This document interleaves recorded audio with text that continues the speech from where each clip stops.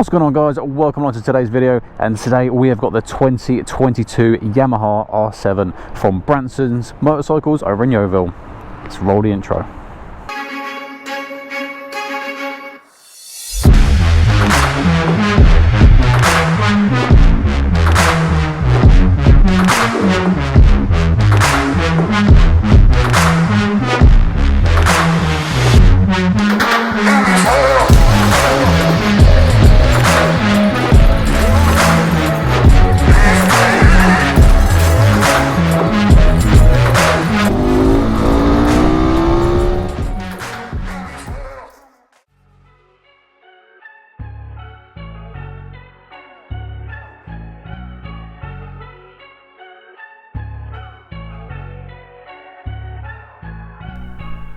New for 2022, this is the Yamaha R7. Ignoring talk about whether the R7 name is appropriate given what it was back in the heyday, this bike is an affordable middleweight sports bike that delivers both on the road and on the track. And it looks fantastic. The R7 is based off the MT-07, using the same parallel twin engine updated in 2021 to be Euro 5 compliant. But Yamaha haven't just added some fairing and clip-ons. The front forks are closer to the rider, so the rake is steeper, and the result is quicker turning. Yamaha have added a slipper clutch, improving the engine braking, which is generally more rider-friendly. Also, the gearing is longer, as we're down a tooth on the rear sprocket. With a shorter wheelbase and new KYB adjustable forks, the centre of mass has shifted forward compared to the MT-07, but remains a smooth ride. No electronics to speak of, it is an optional extra for the quick shifter, and on this bike you'll want it, as you max the revs and the gear changes. What's great about this bike is you feel like you're using it all, pushing it to the limits while still being legal. It might be too aggressive for some, your hips, back and neck do take a beating, but this is a bike you want to ride.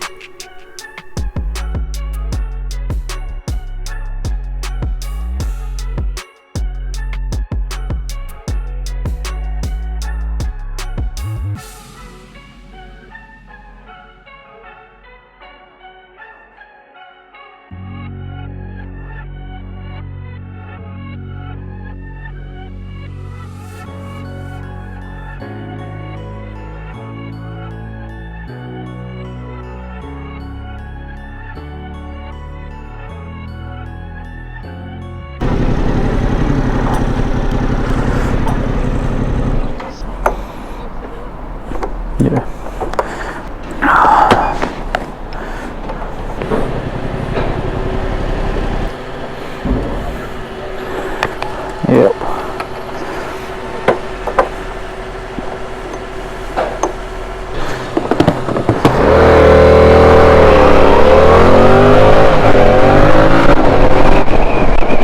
It's nice to see Yamaha bringing out a mid-weight sports bike, coming in with 689cc parallel engine. This is heavily derived from the MT-07, which Zoe is on behind me. But luckily this has got an extra few ponies. It's coming in with 72 brake horsepower. They managed to squeeze a little bit more out of the engine just to give it that more sporty feel. Coming in on the road, this is £8,200, which in today's money in the bike world is actually pretty good. Gone the days now where you can get lead bikes for 10 grand, 11 grand.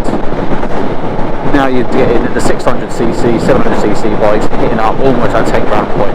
So it's nice to see a bike with a little bit of a lower price range, but with that lower price range there are going to be some cutbacks. Probably the most noticeable thing on a bike like this is there is only ABS as an electronic side on the bike. There is no traction control, there's no rider aids. As standard, there is no quick shifter, but on this bike we have got the style pack from Yamaha. The style pack comes in at £511.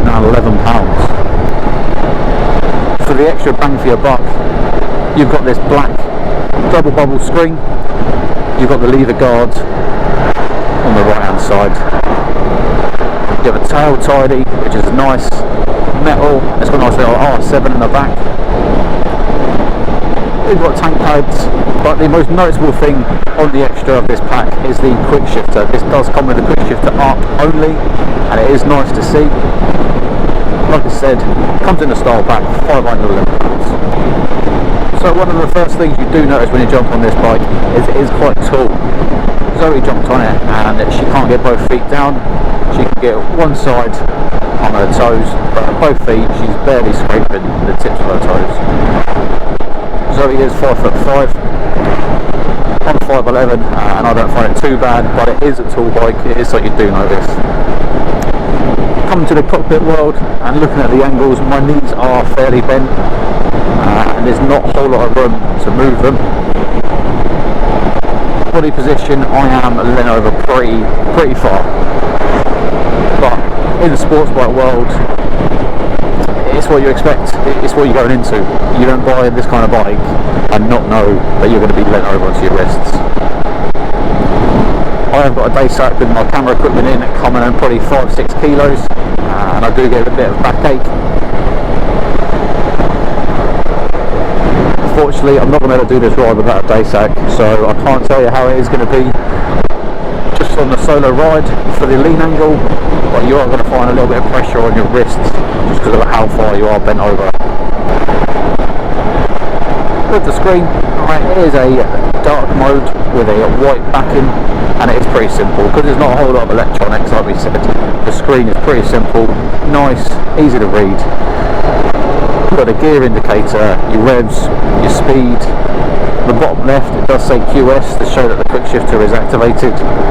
Got the odometer, the time and the fuel, and that is it, that is all you need.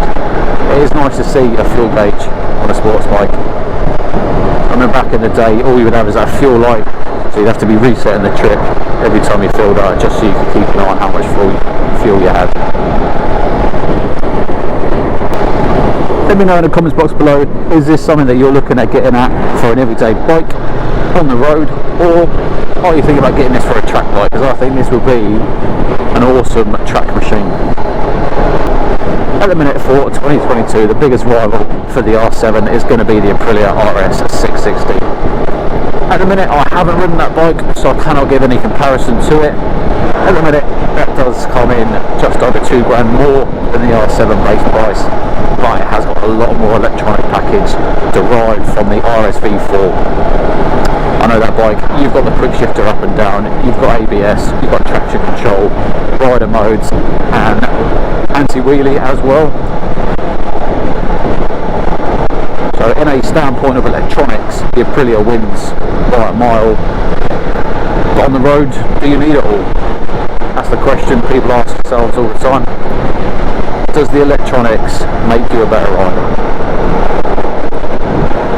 I know with my MT10 I had the standard package, I had the suspension sorted out professionally, and I had a friend who had the SP version, obviously with the O-lins front and rear, and actually he preferred the MT10 that I was on. I did have the Woolwich base kit, so that did sort out the throttle as well, so some extra little goodies onto my MT10, but actually he preferred the standard. Though it's how things look, isn't it? Hey, I can't say much. I got an Aprilia 209 1100. In the past, I've had a Yamaha R1, and that thing was stupidly quick. First gear, 98 miles an hour. There's just no need for it, especially in the UK. That is one thing I'm liking with this bike, is you feel like you're using the bike. You can actually twist that throttle in the lower gears and you're not breaking the speed limit straight away. Don't get me wrong, yes, this can do over 100 miles an hour, but you don't need it. Especially in the UK, there's so many speed cameras, cop cars, the roads are rubbish, the drivers are rubbish, the conditions just don't lend themselves to going fast. Second exit, I say. There you go, copper. This is what I'm on about. This bike is brand new, it's got 55 miles, brand new S22 tyres, so I'm not going to be pushing it too hard, it's still within its break-in service. The roads are damp, they're greasy, a little bit slippery, so I won't be able to get the full performance of this bike on this test ride, but maybe in the summer I'll take her back out and we'll see how she does. The wing mirrors, they're not vibey when going fast, but one thing I do notice is my elbows do cover a lot of the wing mirror, so I'm only using probably a quarter of the mirror itself, maximum a half to see behind me. Looking at the handlebar, there is not much to go by. You've got your passing light on the far left, you've got your high beam,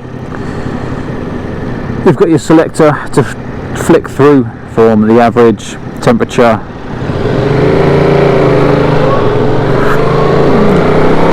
your odometer, your trip 1 and your trip 2. Underneath that we've got the indicators left and right and the horn, and that is it for the left hand side. Moving on to the right, we've got the start stop switch, we've got the kill switch, and you've got your hazard. That is it for this point. Like I said, very little electronics, so therefore you don't need the onslaught of buttons that come with it. I haven't ridden a sports bike in a few years, I'm just getting old. You know what, comfortable wise, this is pretty comfortable for a sports bike. Yes, you are leant over, but all the weight is not on my wrists. I find actually it's more on my hip area, so my wrists aren't constantly having that barrage of weight pushing down on it. Let's have a quick walk around. Remember, this is the 2022 Yamaha R7. It comes in 3 colours. We've got this black. It comes in a very nice blue, same as the MT-07 blue. And lastly, it's got the 60th anniversary colours. That colour scheme and the wheels will set you back another £300, bringing it into £8,500 for the anniversary package. Like I mentioned, this is a brand new bike, so the brakes are only just getting bedded in and the tyres are still fresh as well, so I've been taking it easy, but very comfortable for a sports bike, I'll add. It's got a good feel for the brakes, but I tend to upgrade the pads when I come to my service anyway. Not something that everyone has to do, but something worth thinking of. The exhaust is the same exhaust from the MT-07. That is definitely one thing I would change about this bike. It's got a good power delivery, good on the throttle, but it's just lacking that sound. Don't get me wrong, the sound of it is pretty good. However, I always like changing my exhausts. We've got the Brembo master cylinder for the rear brake, and then we've got the Nissan caliper. Good amount of feel from both brakes, front and rear. I am liking this stealth black look. Zoe does prefer the R7 in the same colours as her MT-07. She likes the blue, I like the black. Just on a 6 foot, and I've got both feet flat on the floor. I know Zoe did say she had a problem with it, but if you're a little bit taller, I'd say 5'10" and above, you can absolutely no dramas with getting your feet on the floor.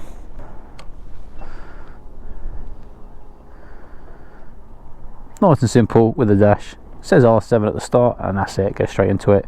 Like I said, very minimal on the information side, but that's because there's not a lot of technology on the bike. So I think nowadays you want things cheaper, but also you're starting to want more technology. You can't have it both ways. I think Yamaha have done a really good job with this. I'd love to get this on track. This video wouldn't have been possible without Branson's supporting our channel. So Branson's Motorcycles over in Yeovil, all their information will be in the description box below. Make sure you head over to them. And as you can see, they've got this beautiful R7 in the black. Book yourself a demo ride and take this beauty out. I think it's time to do some more riding. So it's the 22 sports bike version of the MT-07. So I just taken out. It's a different engine though, right? It's the same engine. Same engine? Yeah. So a lot of it's still the same, but they've, like the swing arm, they made it shorter. The rake, they brought it in a bit more to have it little nose, more weight on the nose. Let me hold you up, guys. Just let me give you one thing before you go, if that's all right. Yeah. Most important question you'll ever ask and need the answer to. Thank you very much.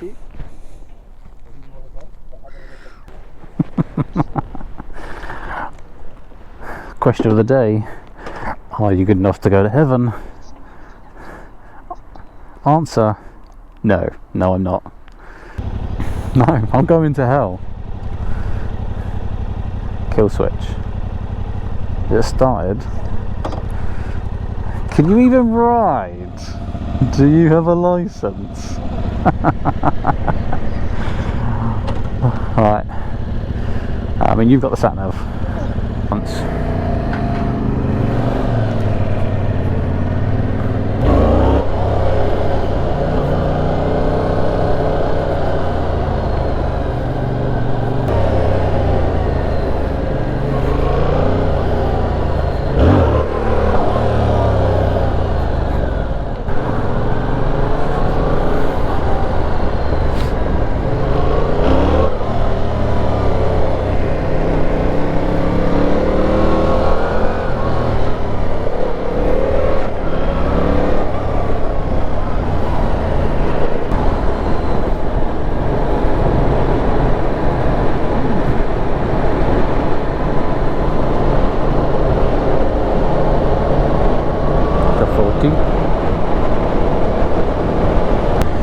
Vibrations aren't too bad through the foot pegs. When I was on the motorway, I could feel a small amount, but nothing to worry about. Going around town, you can't feel the vibrations.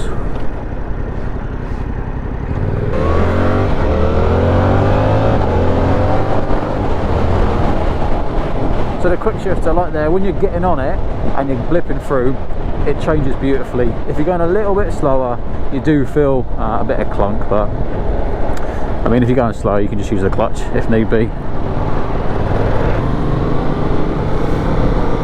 So in a bit, me and Zoe are going to swap over. She's going to jump on this, I'll jump on that, just so we can have a little compare, see what we think between the two bikes.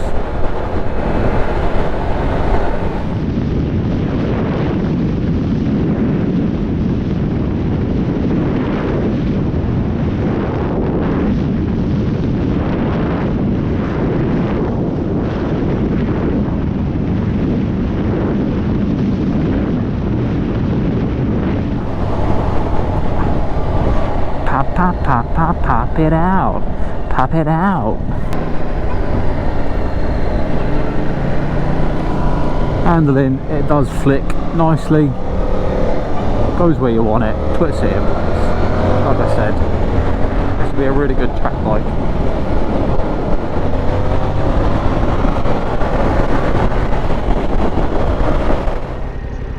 Stand by. Go. If you enjoyed this video, please make sure you hit that like button, hit that subscribe button for our channel, and also hit that bell so you get notified of all and any of our new videos coming out. Any Yamaha and Honda bikes, they will all be from Branson's Motorcycles over in Yeovil. Until the next one, ride safe.